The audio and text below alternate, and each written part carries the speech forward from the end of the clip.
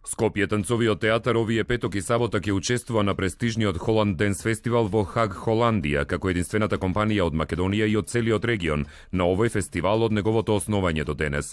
На 9 и на 10 февруари во Хашкиот култен простор Корзо ќе настапи со представата Кожа, која е составена од 3 кратки кореографии: Котел на Рисима Рисимкин, Погрешно на Адријана Данчевска и Истиот извор на Матеја Киселичка, со музики на Редоследно, Тони Китановски, групата Верка и на Бајрон Меткалф.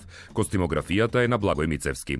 Холанд Денс фестивал е еден од најзначајните фестивали за современ танц во Европа и во светот, кој се одржува повеќе од 30 години и важи за манифестација која ги презентира најдобрите европски и светски танцови компании.